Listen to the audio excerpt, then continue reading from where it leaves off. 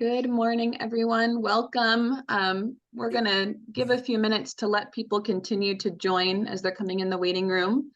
As we wait, it would be great to have folks on mute for now, although we do anticipate a discussion later. And also would love to see where people are from. If you want to use the chat function to write your name and where you are, it's always wonderful to see where people are coming from in these calls.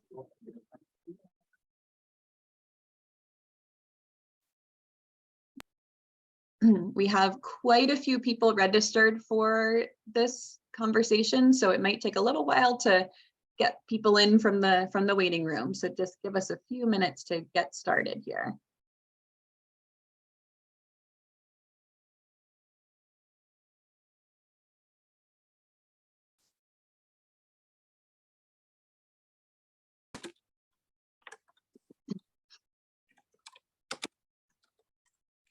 If you're just coming in, we're just asking folks to put your name and where you are in the chat, and that can either be location or affiliation or both or anything that you want to share. It's helpful to see where people are coming from.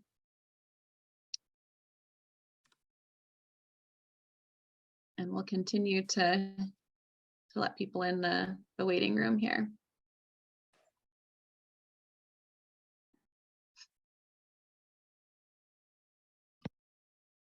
I also want to make sure all of our speakers are here that we're hearing from today.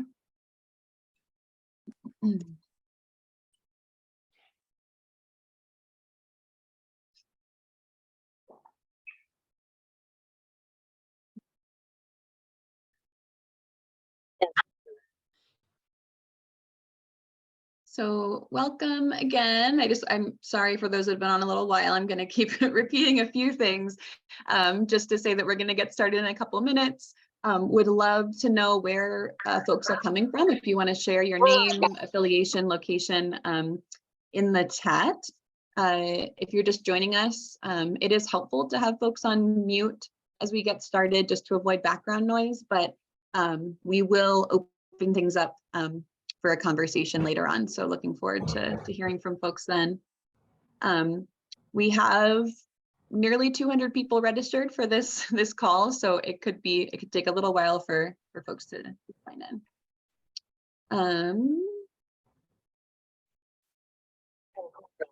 I want to make sure that we have Brian, are you seeing all our speakers here? You see Martha and Jason. I saw Liz come in. Oh, I've not seen Sarah. We have Sarah. Okay, great. I'm here, but for some reason I am not named Brian. You are not Brian. I'm working on that. And I can't tell if my background is the right way around. So tell me that too, would you? I thought I saw two Brian Lowe's in there and I thought I was going crazy. Wow. Welcome, Sarah. All right. So we have all our speakers. In the interest of time, we'll continue to, Alyssa, if you could keep letting people in, that would be great. And I think we'll go ahead and get started. Hello. Welcome, everyone.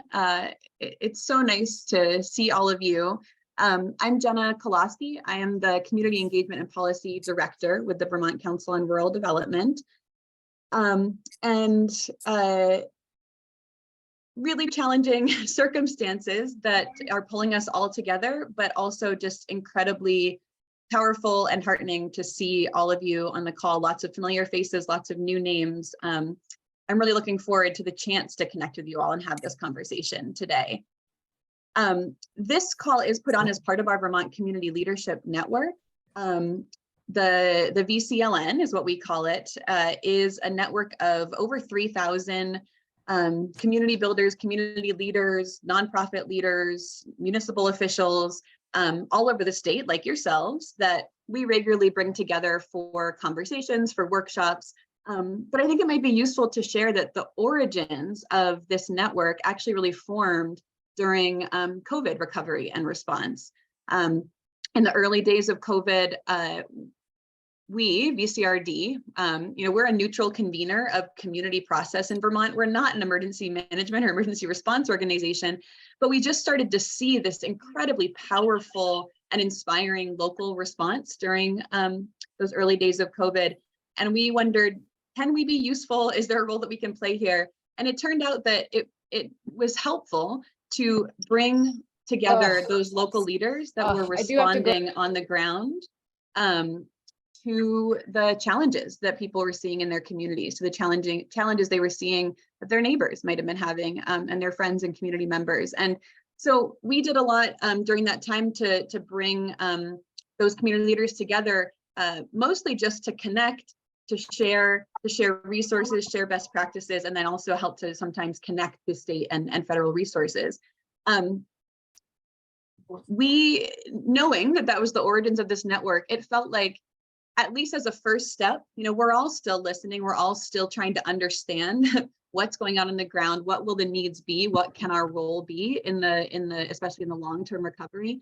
But for now, we felt like, let's put a call out there to all of you, all these incredible local, nonprofit, municipal leaders, to bring folks together, do a little bit of sharing and understanding of the current situation, and then think together about the future and what some of the needs might be as they're emerging in communities. So that's really the goal of the call today.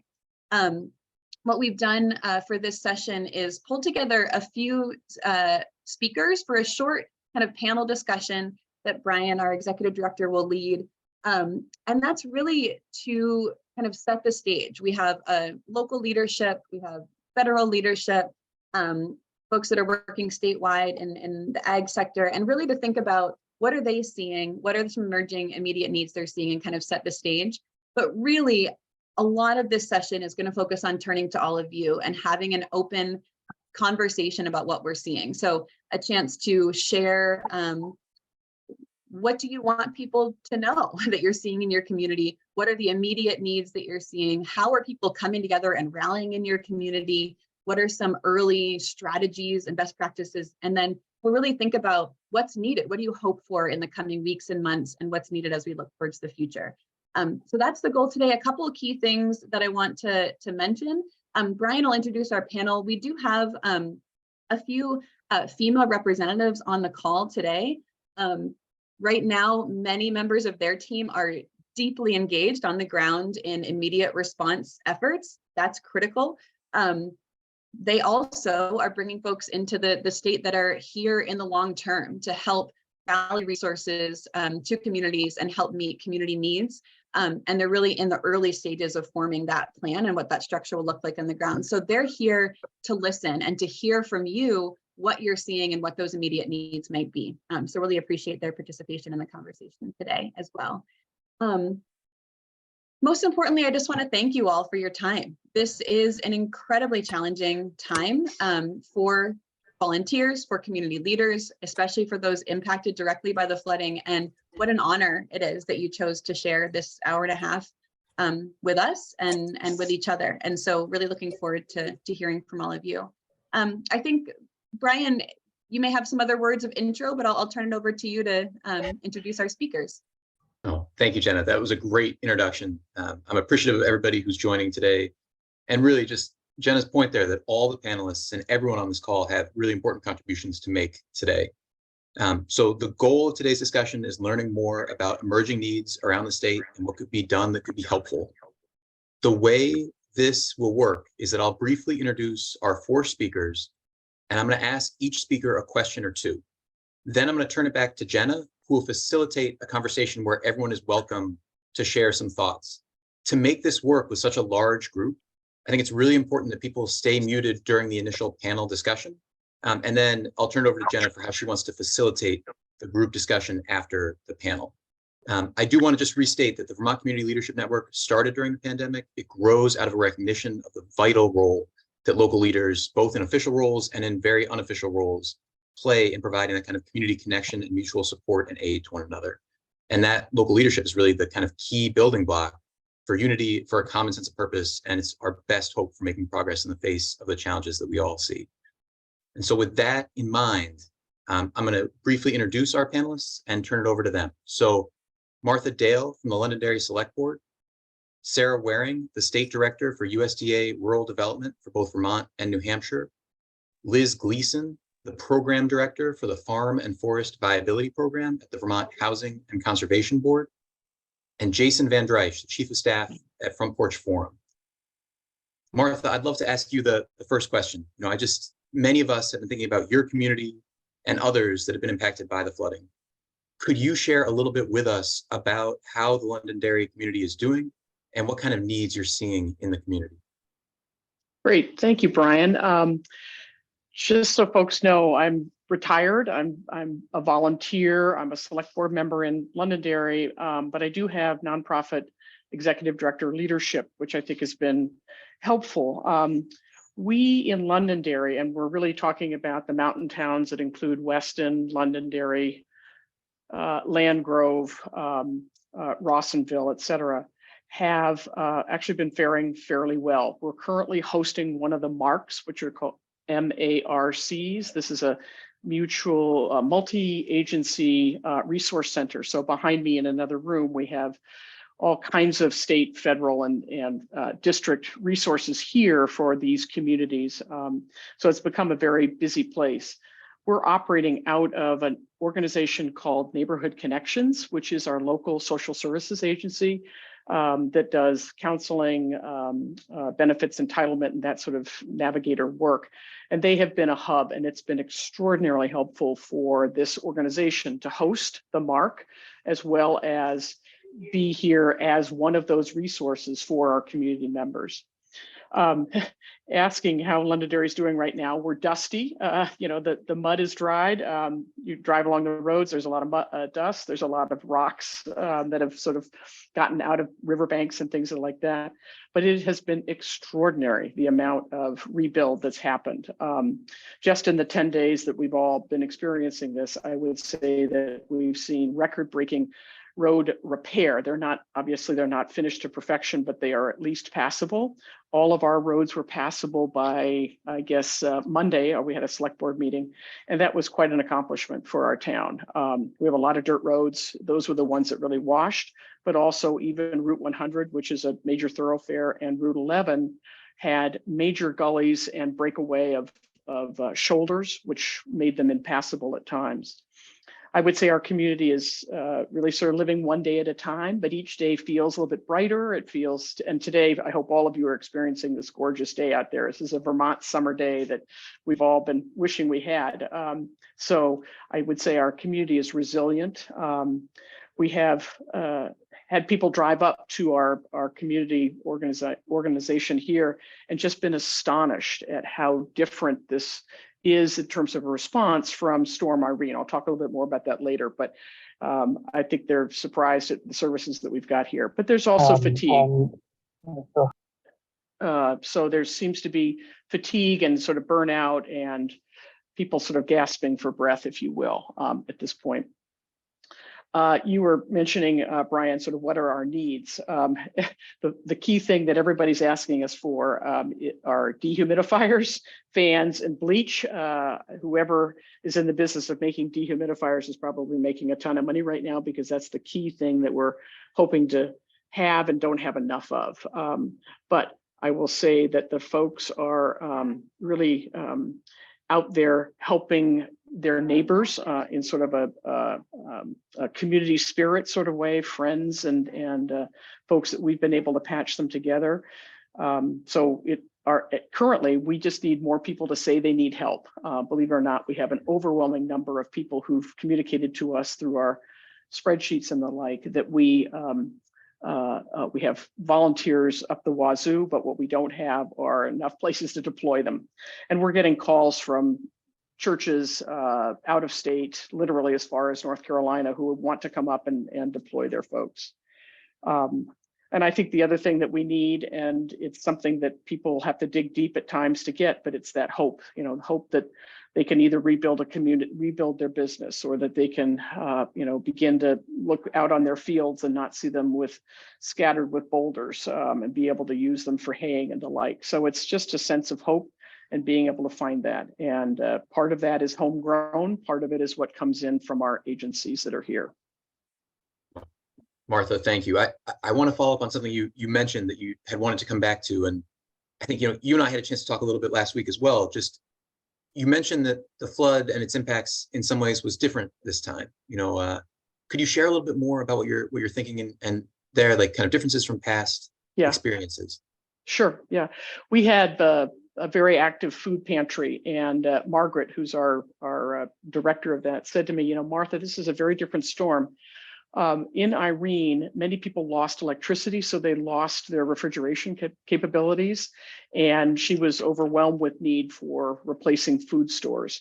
Right now, certainly in Londonderry, I know this is not the case everywhere, but people really maintain their power.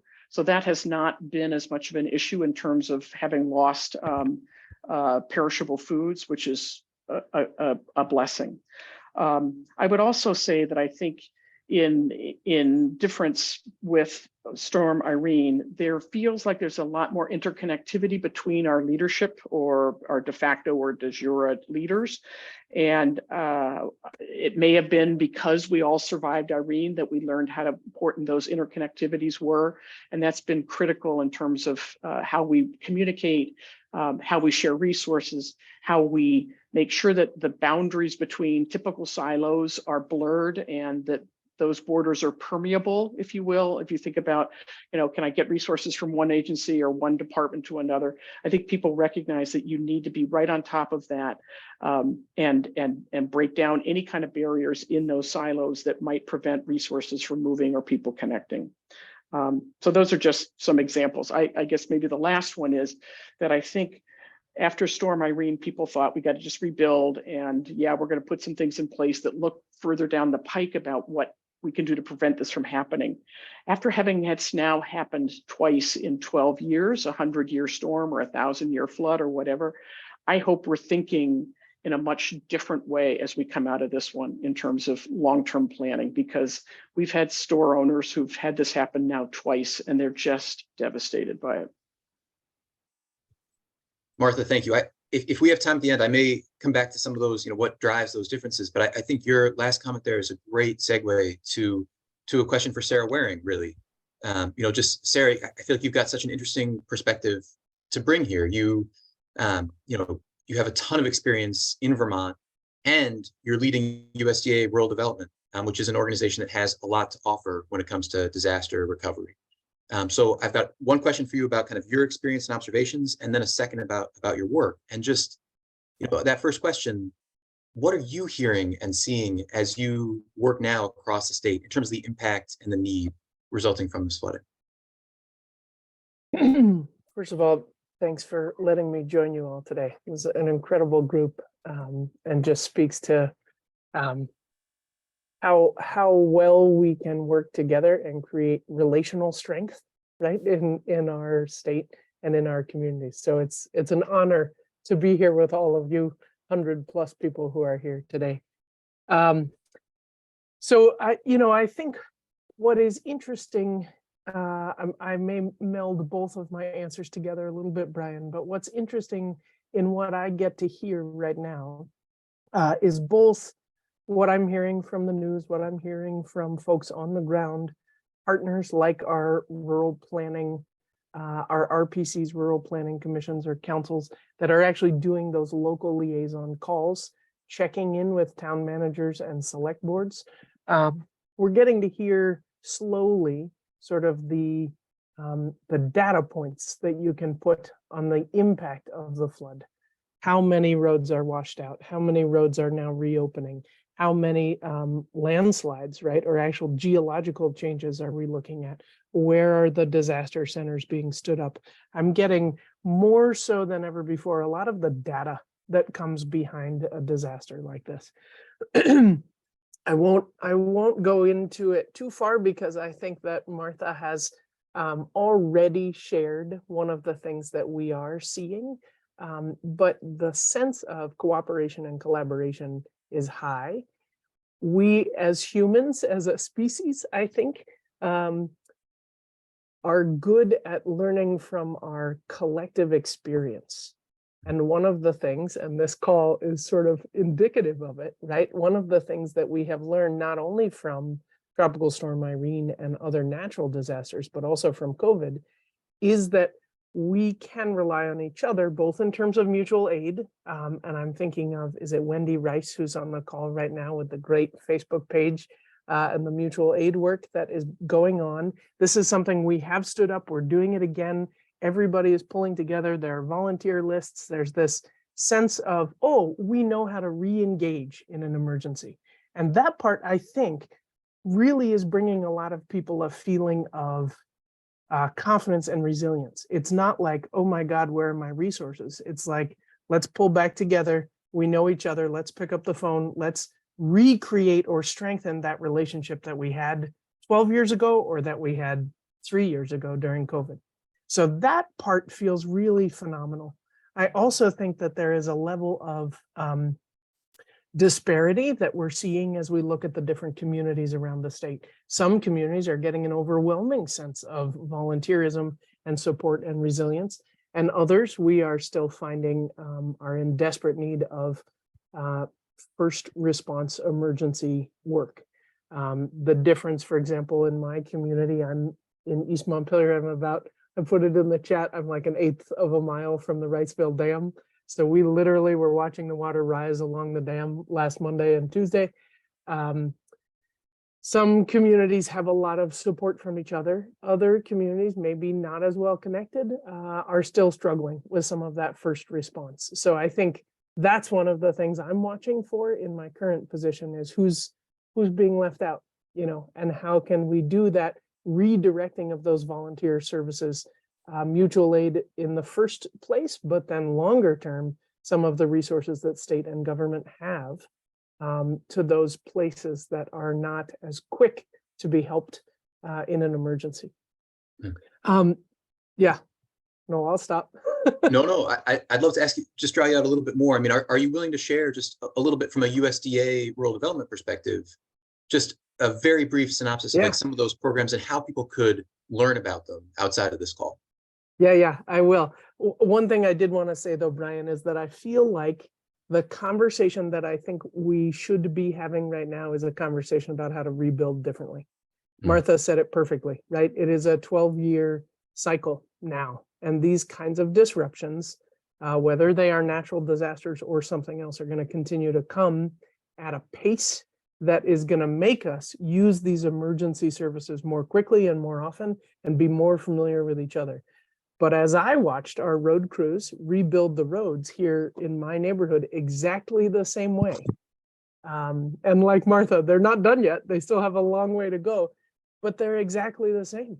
And there is a question that I think is hanging in all our minds of how do we do the planning, land use planning, resource planning, and then infrastructure building differently so that we can be ready for the more frequent disruptions. Okay, that's my last. Now I'll tell you a little bit about USDA. So in an emergency or disaster situation like this, FEMA is really the coordinating agency, right? So what happens with FEMA is that they intake a lot of data and they share that with many, many folks, including USDA. So our role is both to give them our data and then receive data from them. So for example, we provided them all of our borrowers, all of our homeowners in the state of Vermont, all of our community facilities, all of our wastewater treatment plants that we have funded, and they then intake that data so that when the time comes to be able to find eligible applicants for our programs, we know the universe of people who have actually been impacted, and we can get directly to them faster.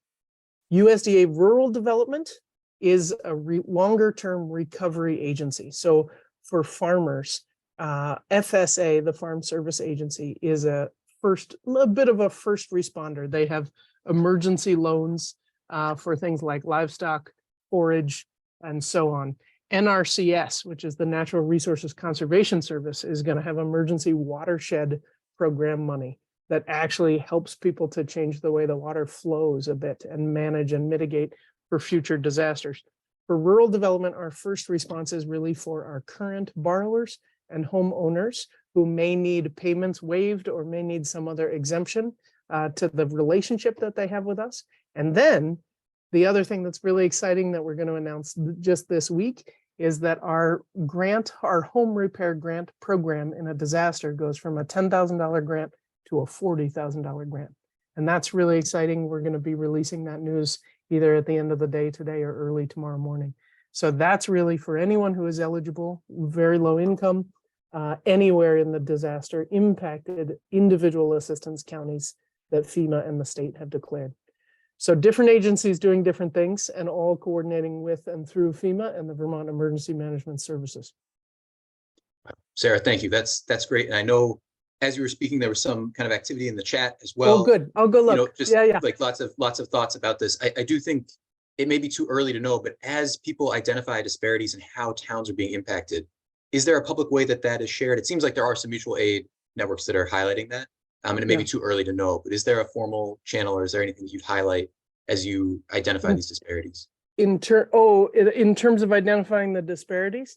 Among towns, yeah. I think it's coming out, Brian, right? Like, I think what we experienced in downtown Montpelier was, I don't know, 2,000 people coming to volunteer. Plus, yeah. And Barry was looking for volunteers, right? Yeah. So one of the things that we are noticing, and again, it relies on having internet, which here in our neighborhood was knocked out for a week. But one of the things that people need to be able to do is to stay connected via those social media sites so that they can transfer. If they want to help, they need to be willing to go to different places. And I think different organizations need to communicate with each other to ship the resources to where they need to go. And I think it's a natural recognition of that. It comes, right? Once your immediate reality is a little bit mitigated, that recognition comes. But I still think we're discovering which communities are a little bit behind. Great. Yeah. No, Sarah, thank you. And just so folks know, we are taking notes of all the chat information, and so we can circulate notes from this meeting at the end as well. Sarah, thank you. Both Sarah and Martha. I want to shift gears a little bit and ask a couple questions to Liz Gleason. And Liz, we are really grateful to have you today. This is kind of shifting a little bit of our focus towards, in particular, farms that have been impacted across Vermont. We wanted to highlight this in particular. And so my first question, Liz, to you would just be, could you tell us a little bit about your work and organization quickly? But then, even though it's still early days, can you share a little bit about some of the flood impacts and how that's impacted farmers so far? Sure. Yeah. Thank you, Brian. And it was so great to hear from Martha and Sarah also. Definitely learned a few new things. Yeah, my name is Liz Gleason. I work for the Vermont Housing and Conservation Board. We do a lot of different work across the community development spectrum, from affordable housing to all kinds of land conservation. I run our farm and forest viability program, which is a business coaching program for all kinds of working lands businesses. We also have a program called the Rural Economic Development Initiative, which helps small towns and working lands businesses access complex federal funding. So we work really closely with the USDA and the Council on Rural Development to help support that group. It is early and it's not early for farmers. I think the effects with farms were very immediately devastating. There's still a lot of people collecting information on sort of the extent of the challenges.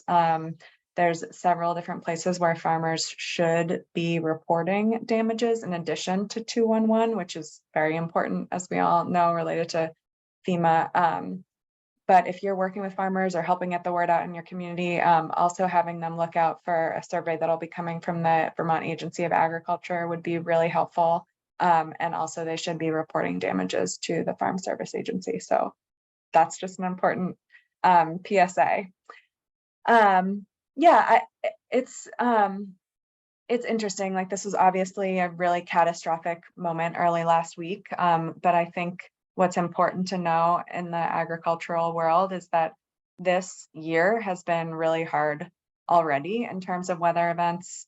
Farmers, we know, are at the forefront of the climate crisis, and we've already seen a lot of small crises already. We started the year basically in a drought. Then it's been sort of wet the entire summer. We had a freeze that was really hard for a lot of produce and vineyard and orchard operations. So people really had already gone through multiple climate crises already.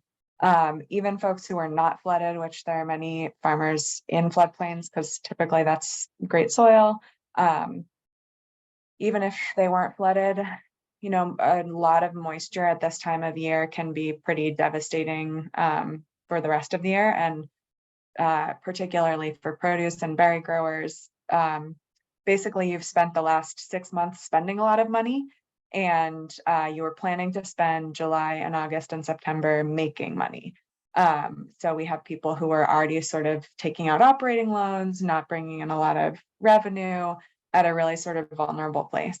And in terms of our dairy farmers and livestock producers, there's quite a bit of concern about, haying, being able to get grain or corn in. Again, it's not just the moment of the flooding, but it's how does that additional moisture affect the quality? I was remembering back to Irene, I worked in the same program after Irene, and we had, for some farmers, they were dealing with moisture issues for years in their stored feed that was causing a lot of health problems for animals. So like Sarah said, this is just the beginning. Our program is really more focused on long-term planning for farmers. We also work with all different kinds of forest-based businesses too, who have certainly seen some effects, for the most part, not as catastrophic as farms who were flooded. We are starting to consider as a program really beefing up our sort of risk management strategies. We partner really closely with the Northeast Organic Farming Association, which is rolling out some new programming around climate management, and we'll have like technical staff doing that work. UVM Extension does a lot of that. We work with an amazing network of agricultural service providers, including the Intervale Center, where all their farms were under 6 feet of water. UVM Extension, NOFA, the Center for an Agricultural Economy up in Hardwick, which was really affected, and another organization called Land for Good. So there's lots of folks within our program and others in the state that are really out there trying to support farmers. And I do think now that, most colleagues I work with have been through Irene with farmers, and then COVID, and now this, we do, as a service provider community, we're starting to have a lot more understanding of what it takes to respond to these disasters. Liz, thank you. I mean, just a kind of follow up on there that ties some of what Martha and Sarah and you have all said. Like, it has been really inspiring to see how many people are rallying to support communities, volunteering to help clean up homes and businesses. Each farm situation is going to be so different, though. And, do you have any initial suggestions of how people can keep local farms in mind and support them, not just in the immediate aftermath, but in the months ahead? Things that we should be thinking about as we think about farmers over the next couple of months. Yeah, that's a great question. Before I answer that, I also want to just clarify that one thing we're noticing is that a lot of the gleaning work that has been done statewide is also going to be impacted by this. So a lot of farmers contribute to the charitable food system, and there's just going to be less local produce going there this year, or that's anticipated. So that's also ties into a way that you can sort of support that is whether it's working with a local farmer or the charitable food system, like making sure that people in your area have enough to eat. I think in terms of directly supporting farmers, there's a couple grant and emergency loan funds that are great places if you have the interest and means to donate. The NOFA, the Northeast Organic Farming Association, has an emergency grant program that they've just bumped up to $5,000 per farm. That is not at all tied to any countywide designation. It's people can apply no matter where they are and what type of damage they had. The Center for an Agricultural Economy up in Hardwick also runs a zero interest loan program that's accepting donations that go into a revolving farmer loan program. And there's a couple others as well, probably too many to mention. NOFA is also running a like a volunteer sign up sheet. I can find the link and drop that in the chat later.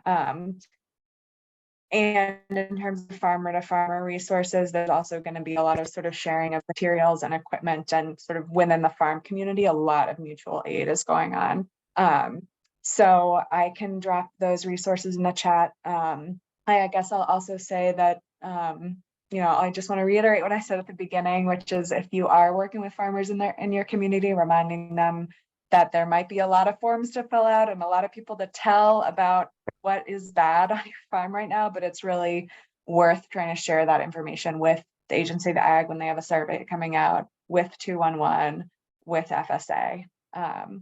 So I think those are the primary sort of emergency response things that farmers can do right now in terms of getting sort of federal resources down.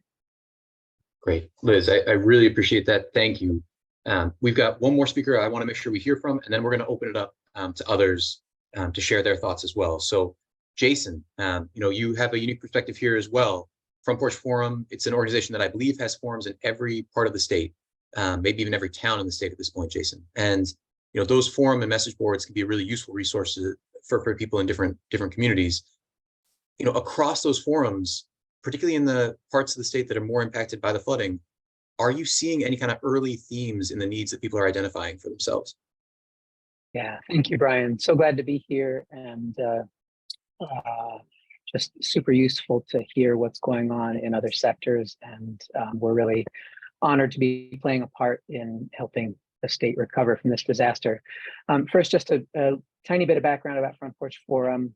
We are a Vermont-based, Vermont-owned benefit corporation.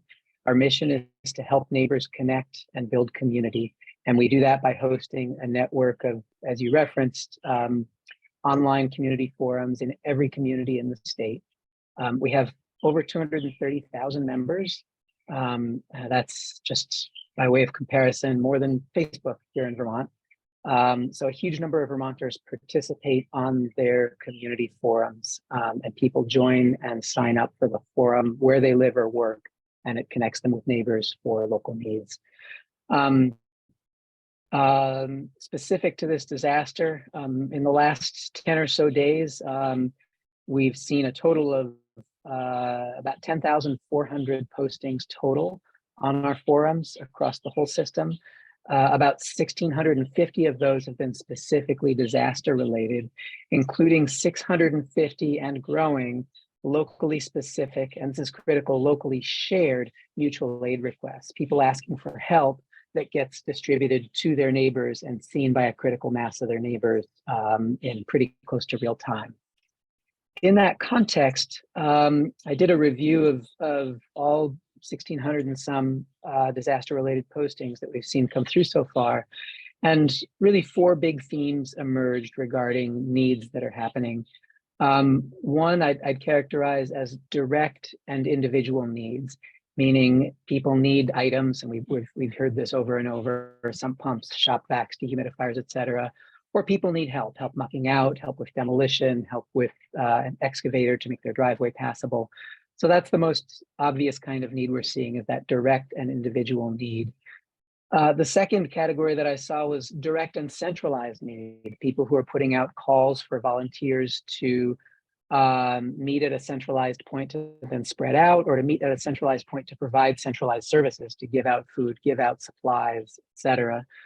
And then also centralized calls for donations of goods, people who are organizing, collecting truckloads of goods and then bringing trash bags, bleach, et cetera, to specific communities and handing them out. So that's the second, is direct and centralized.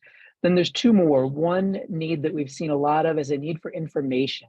There's a lot of requests for reliable and up-to-date information specifically about local conditions. Is this road passable? Can I get through here? Can we drink the water? And then another is people are looking for actionable info on services and supports. How do I document stuff for FEMA? How do I know if my water is drinkable? What do I have to do in order to start making repairs? And then the fourth, in addition to information, is a coordination need. There's a huge need that people are filling in various ad hoc ways for being able to track and follow up on requests and offers. A lot of that is happening organically, but then there's also people who are stepping in and trying to provide a more structured way to do that. And there are many people who are eager for that more structured approach. And then there's also a real need for tools for communicating, for finding specific people, for connecting with people in a certain sector or neighborhood or area that has a particular issue going on. So those are really the 4 things that are emerging: direct and individual, direct and centralized needs, information needs, and coordination needs. Hey, thanks, Jason. And I see like we have a very, very active chat, so I'm anxious to turn it over to Jen in a moment here, but I do want to ask one last quick question of you. Just, you know, I know the Porch Forum has changed some of its processes to allow people to post specific to the disaster. Can you speak to that very briefly as well?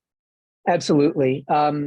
Last Monday, basically, as soon as it became clear that this was going to be a very significant disaster, we started doing a couple of things. One is we made it so that any posts that people submit that are about the disaster don't count towards posting limits. And some folks may know we try to keep a lid on how many posts there are from businesses and government, et cetera, to really keep this neighbor to neighbor.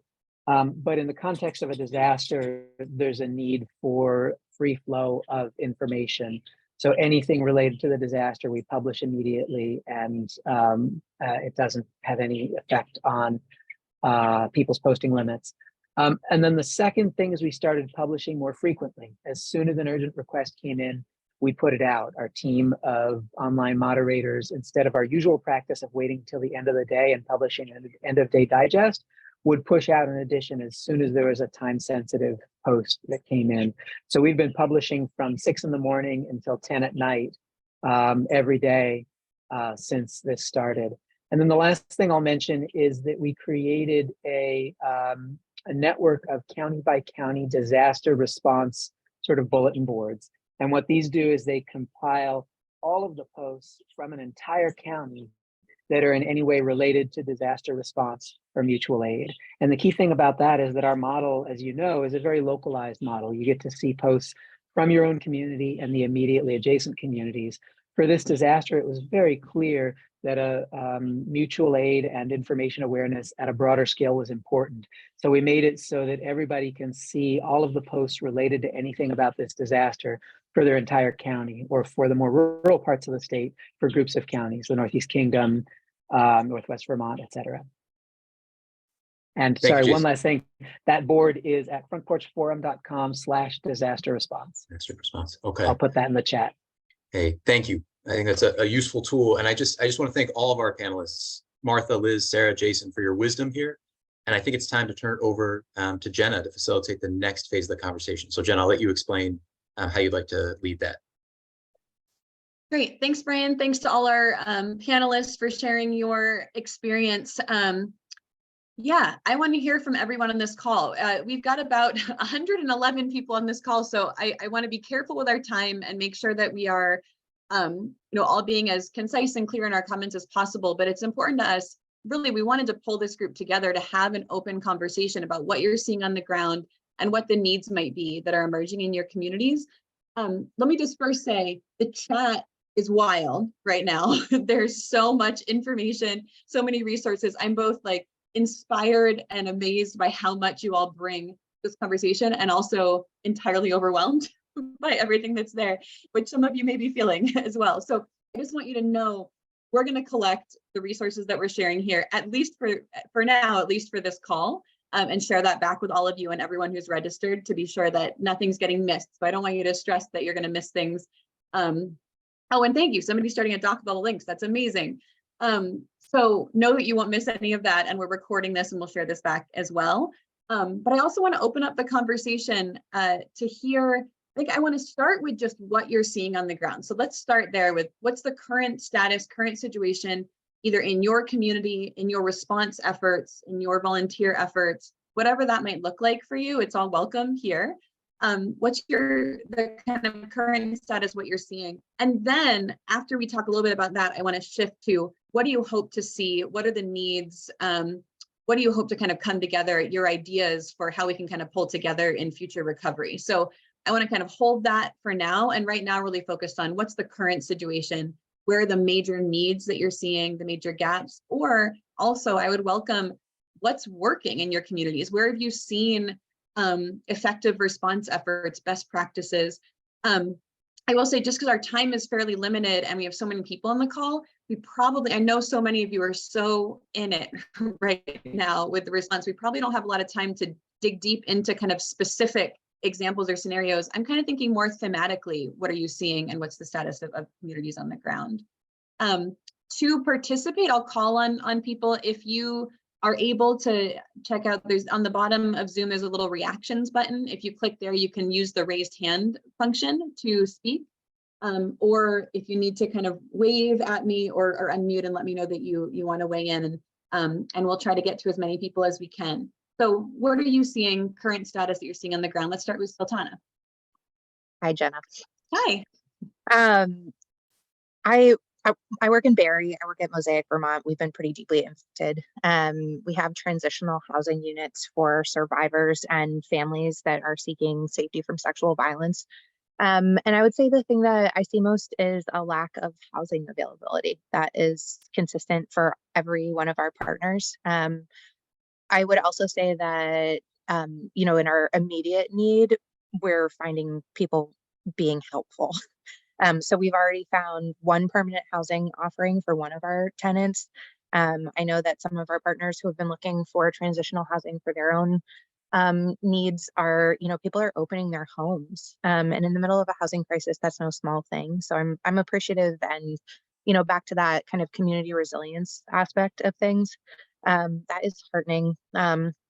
We're right next to the Turning Point Recovery Center in Barrie. They have had to outsource all of their recovery meetings, and they've managed to do that within the course of about 3 or 4 days from their networking, a networking meeting that was through Central Vermont Prevention Coalition. So, through the connectivity portion of their advocacy work, they've managed to find resources just through being part of networking events, which is pretty amazing.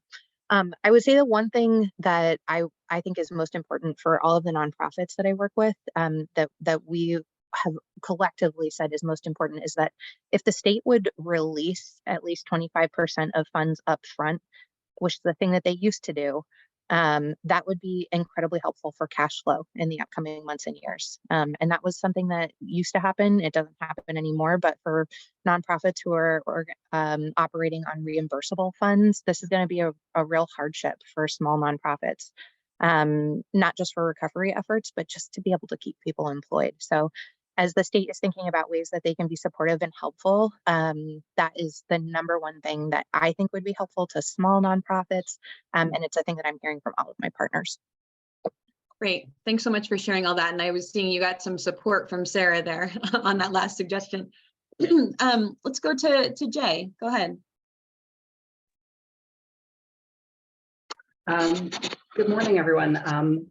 My name is Jay Green. I use they, them pronouns. I am here representing some of the mutual aid community networks that have popped up in, I'm a member of the LGBTQ Two-Spirit Plus community here in Central Vermont.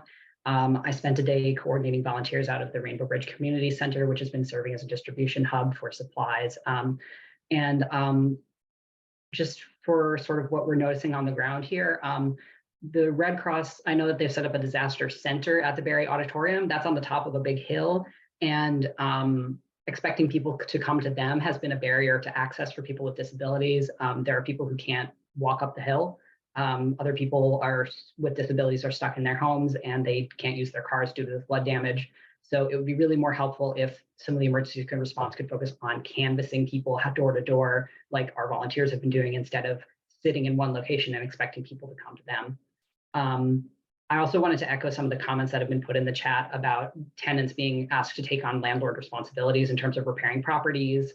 A lot of folks have been saying that their landlords are really leaving them behind in terms of helping them repair their homes. And it's been really frustrating to hear from multiple people that they are requesting assistance from their landlords over and over again, and just being expected to take care of things themselves, or being expected to, volunteers are being asked to do, frankly, fairly dangerous work of mucking out this flood waste.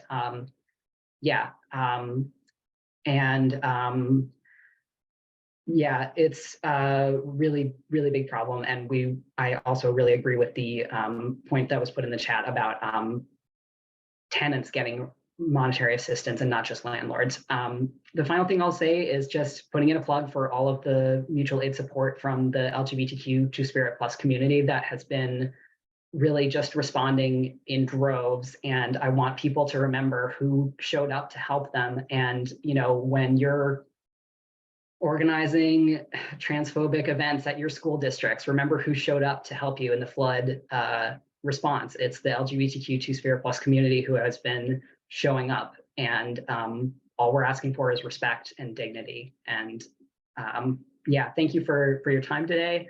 And Thank you. I'm going to leave it there. Yeah, thanks so much, Jay, for those comments, but also for your work on the ground as well. Really appreciate it. Nicole, why don't you go ahead next, and then Greg. Thank you so much, Jen. It's great to see you. So I'm representing a couple different groups. So I'm with the Barry Rotary Club, but also represent the whole district of Rotary 7850. It's like 40 clubs, many of whom were impacted, you know, have residents in their areas impacted. I also represent Norwich University, and many folks have been reaching out to my office. I'm in the Center for Civic Engagement.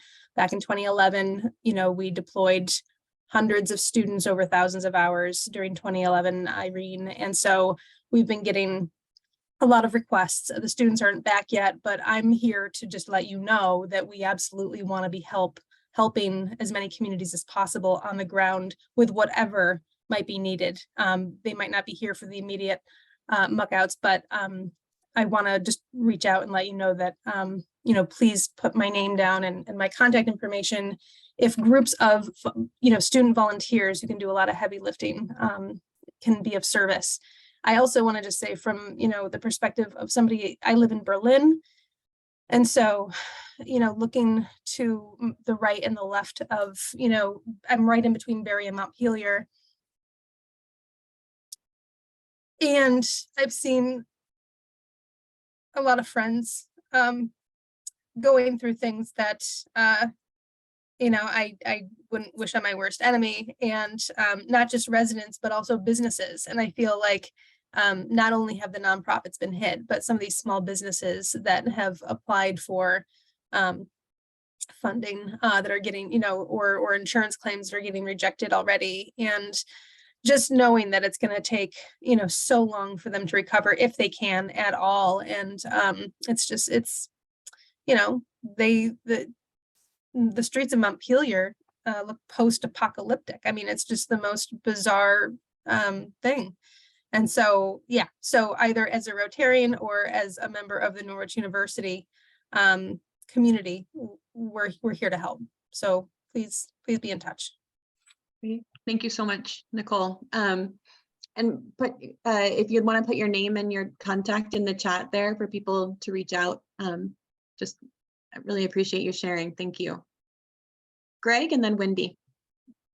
Hey, Jenna, thank you. And a big thank you to you and Brian and the team of presenters to pull folks together. So I'm Greg Stavansky. I work at Lamoille Health Partners and part of what we're calling the Lamoille Flood Response team. So it's a team that looks very similar to the team that we pulled together to respond to the impacts of COVID. We're using the incident command structure as a foundation for our group. And I guess just to highlight, you know, thank you, Nicole, for, you know, reminding us of sort of the devastation that's impacting, you know, friends and neighbors and businesses. And also just remember that, you know, there's also a significant impact in terms of responding to what's going on, and just sort of being aware of, you know, burning people out. And it's amazing to see the volunteer supports that we're getting, but hearing from communities about just being overwhelmed about volunteer support. So what we found during the response to COVID was having a structure and a team and real clear roles really was helpful in terms of people getting work done, but also not burning themselves out too much. And so for our Lamoille Valley area, the 4 towns that have been most significantly impacted are Cambridge, Johnson, Wolcott, and Hardwick. So those are the communities we're focusing most right now. And what's really been helpful, Emily Lev is on the call here as well, and she's our lead for communications. Just been doing some amazing work, just getting information out through our local United Way website, and also a newsletter that goes out sometimes on a daily basis, depending on how much information is out there. We have a bunch of operations teams and shelter issues. We're working with the American Red Cross and a shelter up at Vermont State University in Johnson, but that's not going to be available come August 1. So And then we're seeing the ripple effect in terms of a significant increase in terms of the population of people who are experiencing homelessness. So it's an immediate shelter need, and it's then the ongoing, how do we address homelessness in our community? And also want to highlight what we're hearing a lot about is mental health needs and substance use needs, that this event is similar to, a raid happening in a community and disrupting, connections in terms of people getting the substances that they use. And also hearing from, the surprise has been that we're hearing about mental health issues, not from mental health providers, but from select board members and town managers who are seeing the impact that each time it starts to rain, the anxiety is going way up for folks. And so we're looking at how we can bring mental health and also medical resources to people who are not wanting to leave their residences. And so bringing mobile units to people, because we're hearing that people are not willing to leave their location and not willing to go to supply centers in their community or to shelters. And last thing, I just want to give a shout out for the Hardwick community, working with their town manager. They are in Caledonia County, which was not identified, at least initially, as a disaster community by FEMA. We understand that's going to be reviewed and hopefully will be changed. Yesterday, they also were expecting a FEMA truck in their community, and that did not show up. And just hearing sort of the impact in terms of feeling like left out and lost. And so I think Sarah and others mentioned the disparities between communities, and all it takes is one or two pieces of information or one or two actions or events that don't happen, and a community can feel really lost. So I just want to raise up Hardwick as a community that's looking for support and feeling like they're falling off people's list right now. Thank you. Thanks for that, Greg. And just to acknowledge, Greg and Nicole both and others, it's just so, I just want to acknowledge openly with this group, like there are many sides to this, to what's going on right now. And it's, of course, housing, infrastructure, cleanup, all these things are critical immediately, but also just acknowledging this other side of mental health and how are our communities doing? How are we, the future well-being of our communities? I just want to make space in this conversation for that too. It's an equally important, but really challenging piece. So thanks for highlighting that. Let's go to Wendy next and then Catherine. Hi, Wendy. Good morning, everybody. I just want to first thank all of you for your passion, time, commitment, everything you're bringing to this disaster and the way you're helping your neighbors.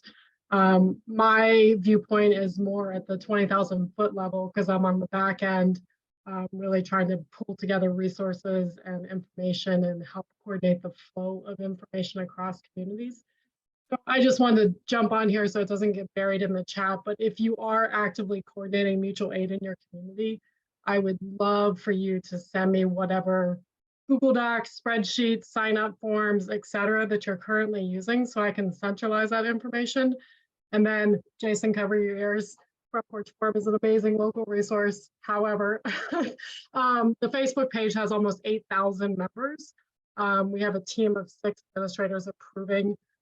Every minute requests are coming in, and the more precisely we can direct them back to a precise resource and a person who can help them volunteer, bring donations, provide supplies, whatever the case may be, that is very helpful. So I'll drop my email in the chat. If you can email me any of those links, I'll upload them into a central place so we know my locality who to connect to and get that into the resource network that's public. Thanks. Great, thank you. Can I just take a second to give a virtual round of applause to Wendy for a second for all that you just jumped in. You didn't have to be playing this role in any way. Just thank you for that time. I know, having done some of it during early days of COVID, it's a lot of work, and I know, and it's mentally and emotionally challenging too. And so just thank you for that, and for sharing the resource. I said I'd go to Catherine next, and then I see Sarah's hand up after that. Yeah, I'm with the Vermont Rural Water Association. We help drinking water, wastewater facilities around the state.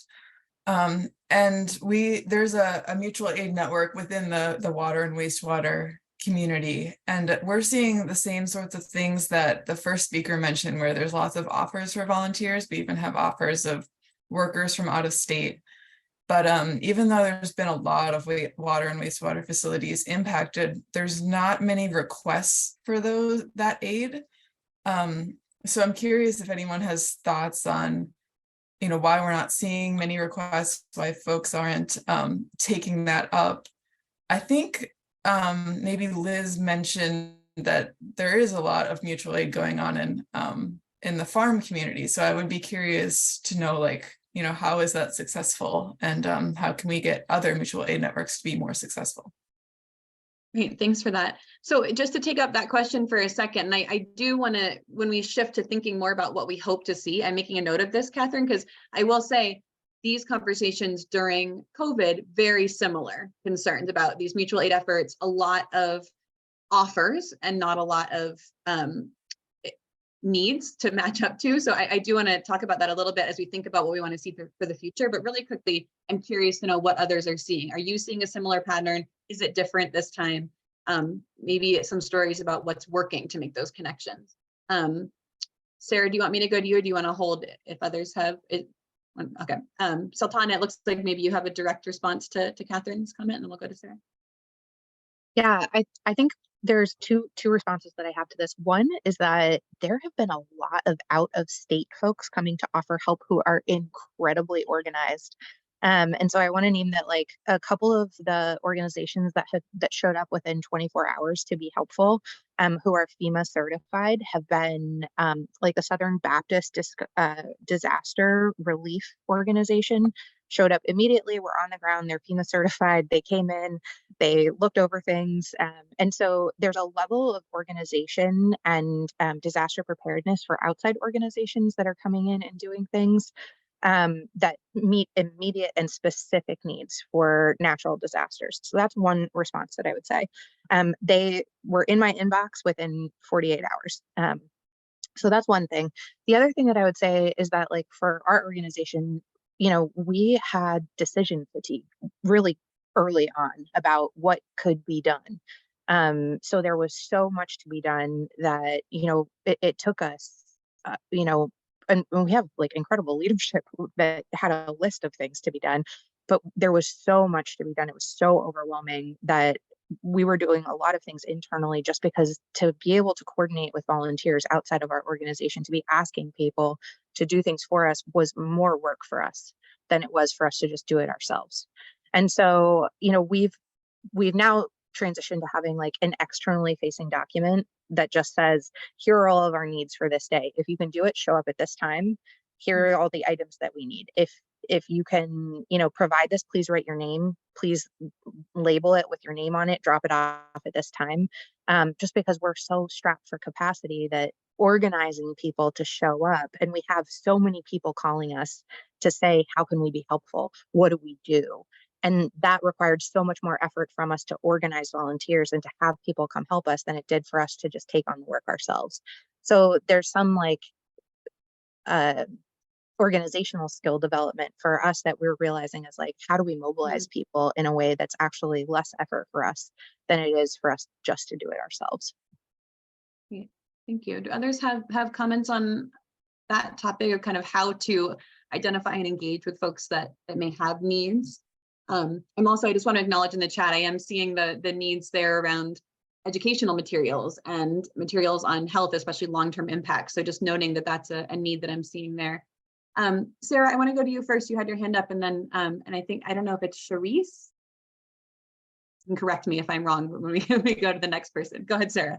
Yeah, I'll be brief. One of the things that I was seeing in the chat, and also that we identified day before yesterday in an interesting conversation between Vermont Housing Conservation Board, Vermont League of Cities and Towns, and then VCRD, was really this navigator role, right? To help people to, you can do all the resource providing, you can assess all the impacts, but then there's the, how do you get across the table through the paperwork to the other side, right? And there's a need for that navigator role in some cases. And I think Martha's example was a great one, there are communities that are asking for help from like retired town managers, because town managers often have that municipal experience to be able to write a grant or get through that paperwork. And we were talking about a network of retired town managers that we could tap into going forwards, sort of like SCORE for businesses, but have it be for municipalities, right? But the other thing that I think is important is is that the job of many of these first responders is to provide the resources, right? The job is not to fill out the forms. And that is one of the systemic gaps that really exists, right? So like my staff support people in filling out forms, absolutely. I'm at half staff and I have been for 8 months, right? So like in an emergency, it's not that we get all of a sudden a whole lot more staff. What we get is an enormous surge of more applications. And the same thing happens with FSA, with SBA. SBA actually does get more staff. So their loans are actually processed with disaster teams. But it is the bubble of that, like, how do you get through the paperwork? How do you have people help you to gather the documents you might need? And imagine if your documents are gone because you're in a home that has been washed out or you can't reach them. That's one of those systemic gaps that I feel like we do the food and the water and some of that other stuff really well, but that I will sit with you and case manage your paperwork piece is a piece that we could work on how we figure out and how we respond to, because I don't think, given the way our society works, I don't think we're going to get away from the paperwork.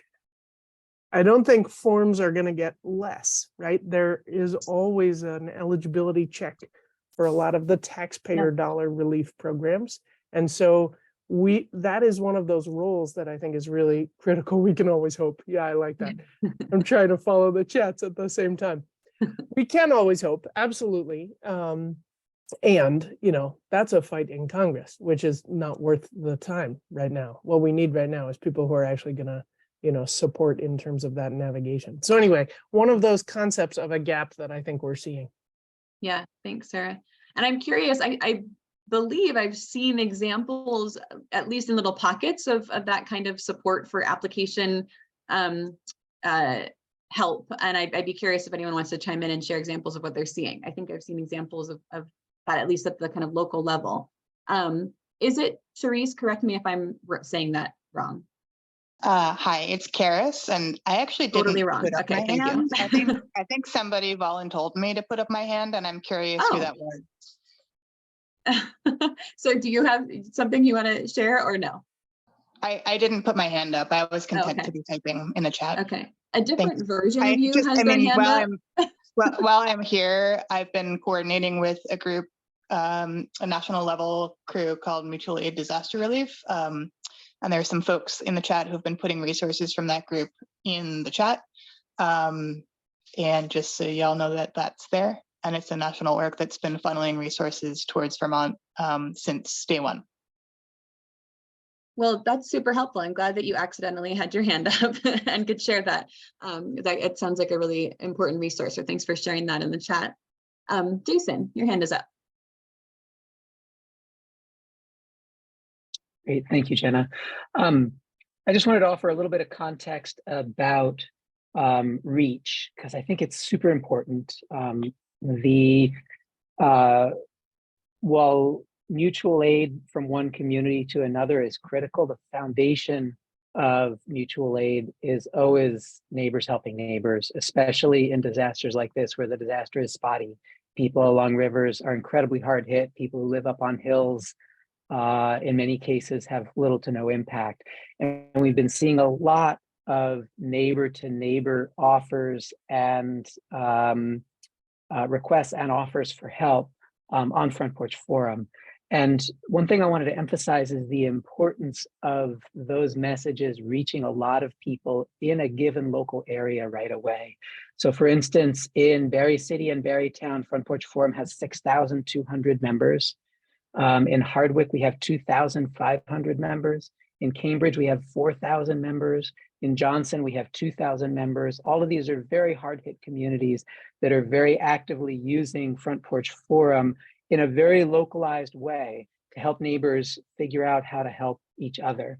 And I'll share just one post that came in Wolcott from somebody who posted and said, many of our neighbors in Wolcott Village, especially on School Street, had their basements badly flooded, and some had flooded first floors. A thick layer of mud covers everything, and their lives have been upended. There is great need for volunteers to assist with mud removal, yard cleanup, and many other urgent tasks. These folks are suffering from some very difficult circumstances.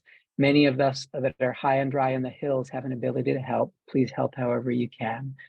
There were that same day and the next day, 5 responses on the forum itself, public responses, and I'm sure many, many more directly to that author, or of people who are simply inspired to help because of the fact that in Wolcott, we have, I'm looking right now, nearly 900 members in a very tiny town. So that kind of very localized neighbor to neighbor outreach is critical. It's no substitute, of course, for the large scale response that's happening. They complement each other, but I really think it's critical not to overlook the foundational importance of neighbors helping neighbors and of systems that help them do that. Great, thanks so much, Jason, for sharing that. I'm gonna come to you next, Emily. I wanted to double check it so I knew I wasn't wrong, but I wanted Alyssa on our team to share. Alyssa works for VCRD, but is on the select board in Waterbury, and they've done little pockets of, or it's still in the works, this kind of application assistance. And so I just wanted her to quickly share what it is that you guys are working on in Waterbury.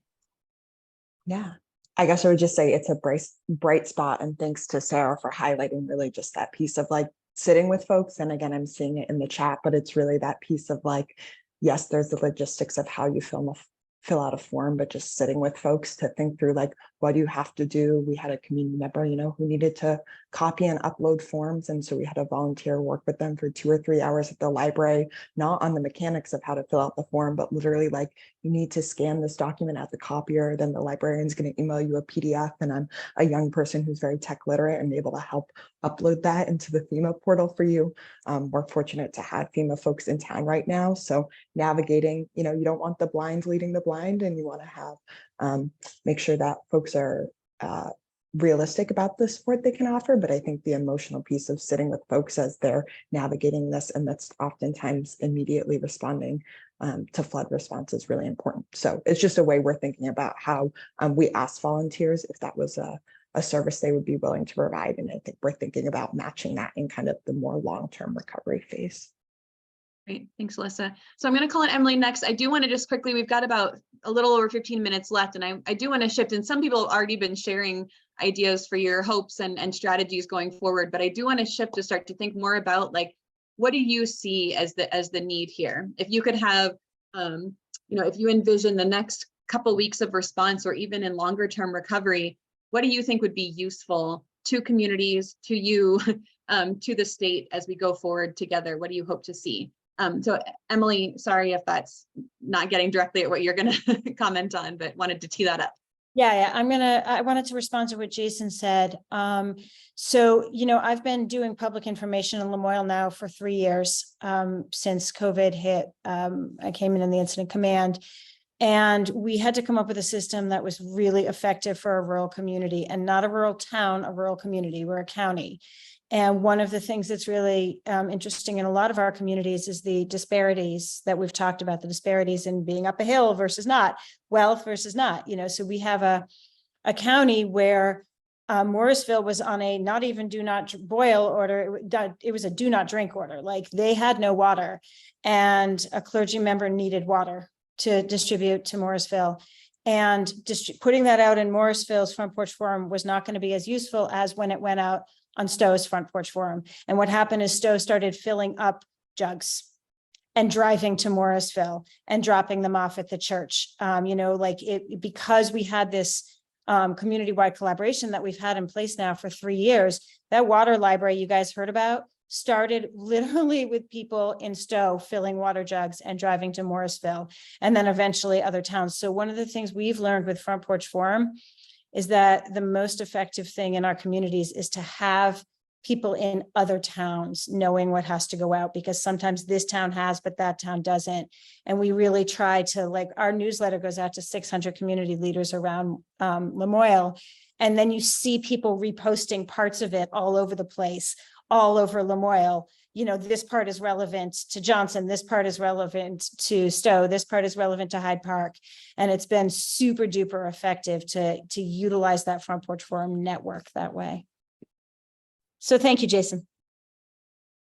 Great. Thanks so much, Emily. So really shifting now to think about kind of what's needed, what do you hope to see? How can we meet some of these emerging needs? Would love to hear your thoughts.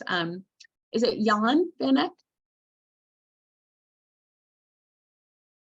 Yes, that's correct. Great. Go ahead. Well, I hope everybody here realizes this is going to happen again. And when it does, it's going to be worse. And I don't say that as a doom and gloom person, but simply as a practical matter. Quite a bit of earth and rock has come down from the higher elevations into the rivers and has raised the river bottoms. And that's a process which I suspect has been going on since about 1830, when Vermont was heavily lumbered. And so you have accelerated erosion as a result of the removal of the forest cover 150 years ago.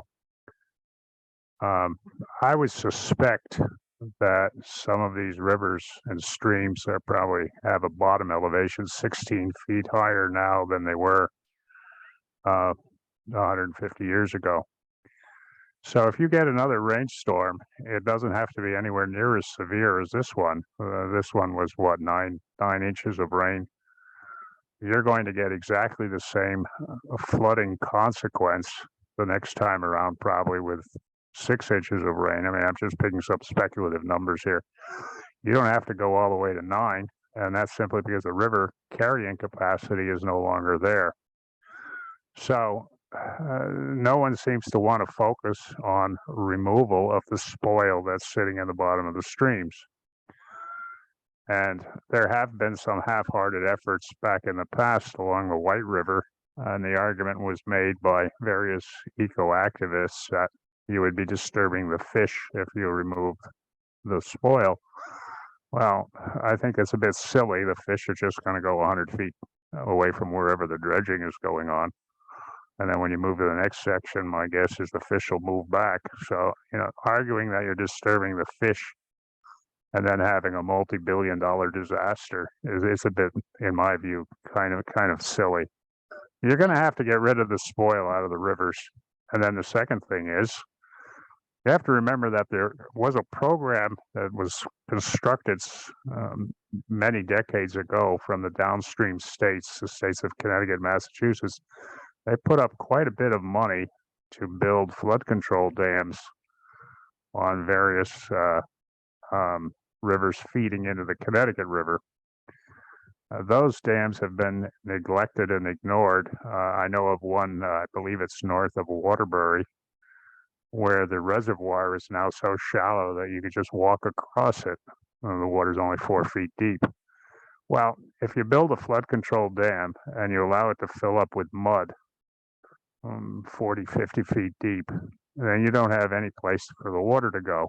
And so you might as well not even have it, because whatever rainstorm comes is going to just wash right over that and keep right on going. Yeah. So there has to be some thinking in terms of restoring the flood control systems that have been installed, and also to undo the damage of the last 150 years and all this spoil that's washed down into the streams and into the rivers. Otherwise, it's just going to keep getting worse. You're going to go through this again 5 years down the road, or 3 years down the road, or maybe even next year. Yeah. Jan, I want to make sure, Jan, that we're getting to other comments, but I just want to acknowledge the really critical thing you're bringing up for many reasons. One, because what we didn't acknowledge before, like there's all these different elements of what's happening. And another one is that fact that you're bringing up. Many people understand this could be a new normal, right? We're going to see this again. And And that's Well, scary but- and daunting. And I just want to kind of, anyway, so just the point that long-term resilience and recovery piece is really critical going forward. I see Lydia, you've got your hand up. Hi, Lydia. Can you hear me? Yeah. Okay. I know somebody before mentioned needing hope, and I kind of wasn't sure whether to even say anything because I know so many people are experiencing the immediate needs and the devastating losses. But a little tidbit of hope from Northfield. We were hit horribly in Tropical Storm Irene, as I'm sure many people know. And as we're starting to discuss like long-term change and planning, one of the things that came out of the area where we lost 11 homes was a park that was designed to help mitigate flooding in the future, the Dog River Park. And I know that many people here feel that that park really saved us this time. So I hope that something like that project could be possible in more communities and might help more people. Yeah, thanks so much for sharing that. I think Northfield and there's a couple other communities that have shared some stories like that where some of those mitigation measures they really saw working this time around, which is great. So Karis is saying that somebody else may be on her link, which is why the hand keeps getting raised. Is somebody on that link that wanted to weigh in? Oh, Karis, this is Tyga. That was probably me. Sorry about that. No worries. I joined from the link that you shared. This That's is not, Karis, Karis, I totally volunteered you to talk about mutual aid disaster relief, which is great. That's totally fine. This was only relevant quite a ways back, but I just wanted to throw out, I'm Tyga Christie. I work for Vermont Emergency Management and have also been a bit plugged into mutual aid networks. And I just wanted to throw out that if people have volunteers if you have people or organizations contacting you wanting to do volunteer work who you don't have the capacity to work with and organize, you can point them in the direction of the state's volunteer page, which is vermont.gov/volunteer. And they can plug in there to state level efforts to match volunteers with requests from organizations for volunteer labor. That's like everything at the state level, it is slower and less efficient than people locally on the ground working together directly. But if there are people who are beyond your individual or organizational capacity to work with, and you're getting those requests and wanting to direct them somewhere, that's a option. Great, thanks so much for sharing that. So we've just got a few minutes left, and I want to draw out a couple things. One, I just want to make space that, like, for people that I know it's hard sometimes to chime in on a big Zoom call like this, but if you haven't had a chance to weigh in, or maybe if you don't know how to use the raise hand function, that's okay. You can kind of just like wave at me to let me know if you want to say something. So I want to give everyone a chance. And while you're thinking about it, I just want to pose the question too. This is maybe a little bit selfish on VCRD's part, but while we have you all here, I am curious, there's a lot of comments here about kind of coordination and disparities between communities and kind of sharing of resources and needs. I'm curious to hear whether people think that there is usefulness in convenings like this. VCRD's role as a convener across the state. We did a little bit of this during COVID. We did some of that kind of state federal resource connection with people on the ground. But we don't want to make assumptions about what's needed or whether people want us involved in any way. So just curious whether it's in the chat or out loud, whether there's ongoing kind of convening or resource collection needs. But other than that too, I would welcome any last comments people want to share about what you hope to see in the coming weeks, months, and what the needs are. Anyone else have something they want to chime in with?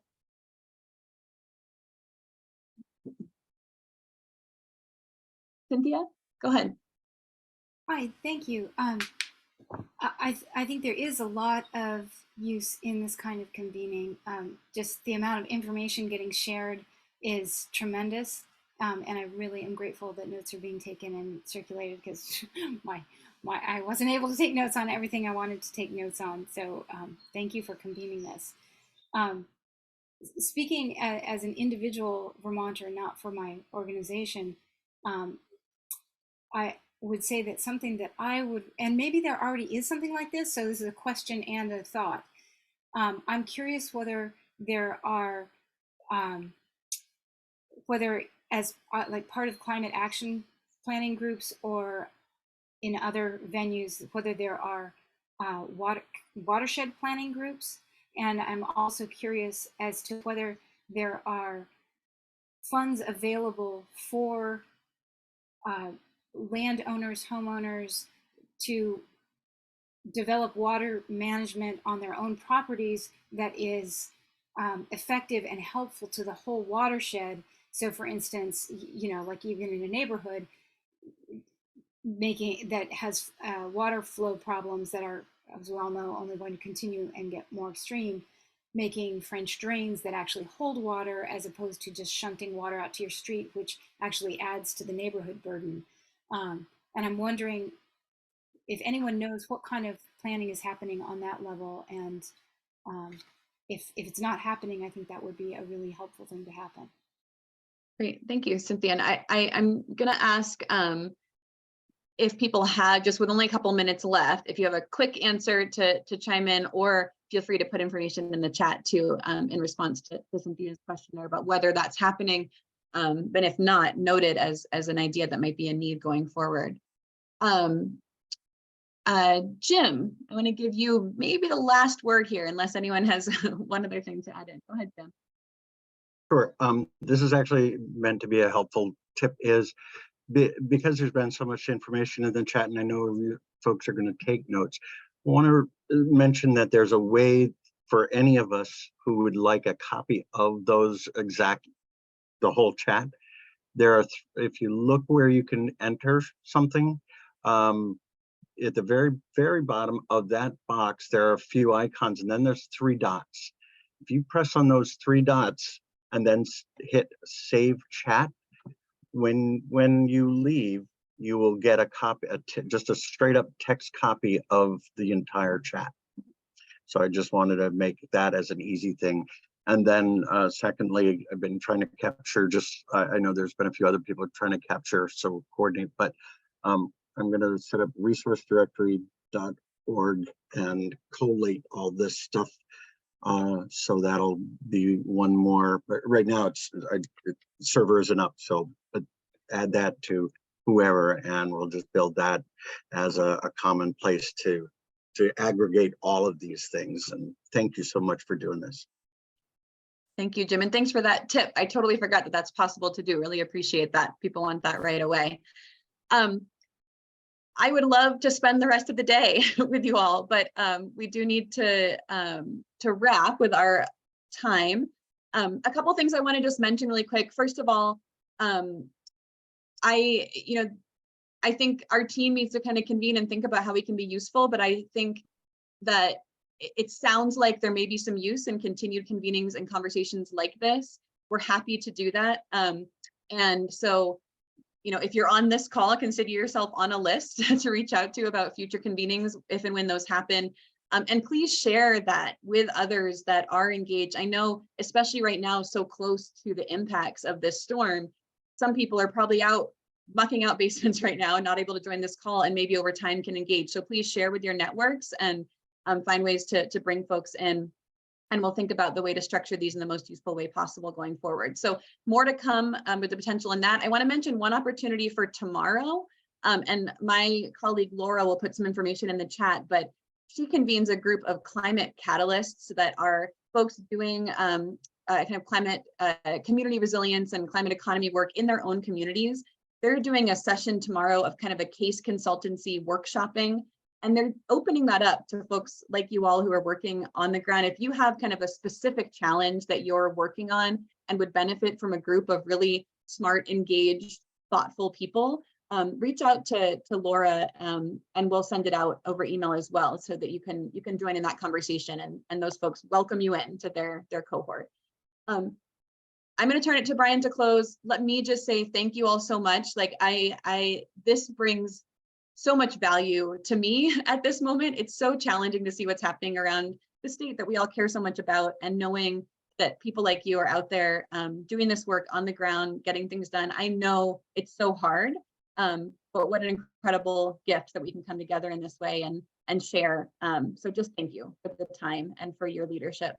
And Brian, I'll let you close it out. Well, thank you, Jenna. And I think your words are just great. I've really been struck by the comments and the people gathered here and value everyone is being, how much people are already doing for one another and for their neighbor. This is something to continue, I think, like as we think about kind of our changing climate. Maybe one last point to make. Everything that you're doing for your towns and your leadership, it really matters. It is what is going to make the state and federal response more effective if there is strong local leadership. Thank you for what you're doing. You will definitely hear from us, both in the form of notes and in future convenings. And I look forward to connecting with you more. So thank you, everybody. And with that, we'll stop.